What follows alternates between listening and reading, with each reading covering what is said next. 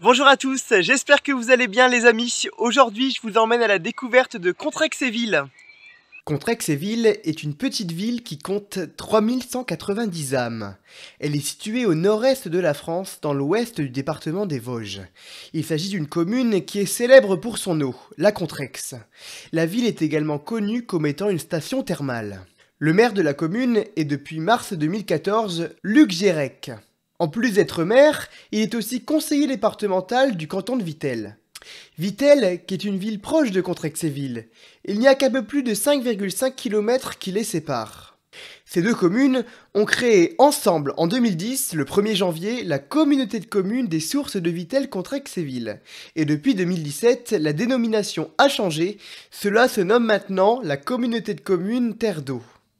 L'intercommunalité de Vittel et Contrexéville a développé une route des jardins qui vise à donner aux communes une identité via la faune et la flore. À Contrexéville, on peut flâner le jardin russe.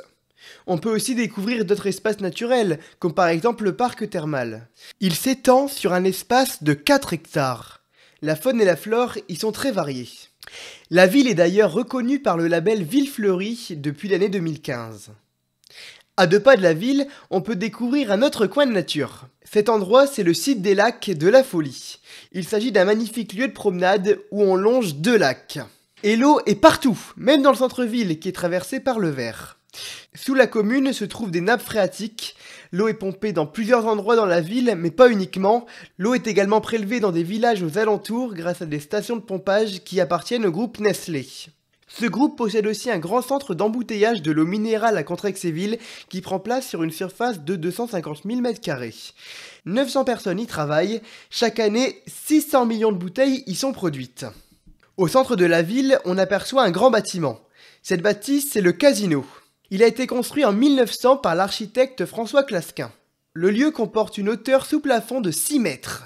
À l'intérieur de l'édifice, on retrouve les mêmes accessoires que dans un casino traditionnel, c'est-à-dire des machines à sous. Mais ce n'est pas tout, il y a aussi un restaurant, une terrasse, des salles de réception, un cinéma et même un théâtre pouvant accueillir jusqu'à 300 personnes. Ce casino appartient au groupe Partouche. À quelques mètres du casino, on peut admirer la rotonde ainsi que la grande galerie thermale qui date de l'an 1909 et qui ont été intégralement réhabilités. D'autres bâtiments faisant partie du patrimoine de la ville sont aussi à découvrir non loin de là. Au bord du parc se trouve le temple anglican qui fut construit en 1893 et à côté est placée une chapelle orthodoxe qui pour sa part a été construite en 1909. C'est aussi François Clasquin qui était l'architecte de ces monuments. Et au cœur de la ville, près de l'hôtel de ville, est implantée l'église. Il s'agit d'une église romane du XIIe siècle. Le clocher s'est retrouvé inscrit par arrêté comme étant un monument historique le 3 mars 1926.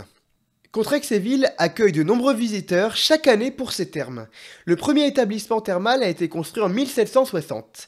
Les thermes proposent des cures médicalisées, mais pas que. Ils proposent également des soins de détente et de beauté principalement centrés sur l'aide à la minceur.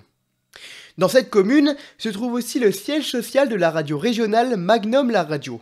Elle a été créée en 1986. Lors de son lancement, elle s'appelait Fréquence Magnum. Ce n'est que par la suite qu'elle est devenue Magnum La Radio.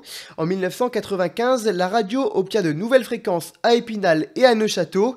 Ensuite, en 2011, la zone de diffusion de Magnum La Radio s'agrandit une nouvelle fois avec l'acquisition de nouvelles fréquences, cette fois-ci à l'est des Vosges, dans une partie de la Haute-Marne et à Nancy.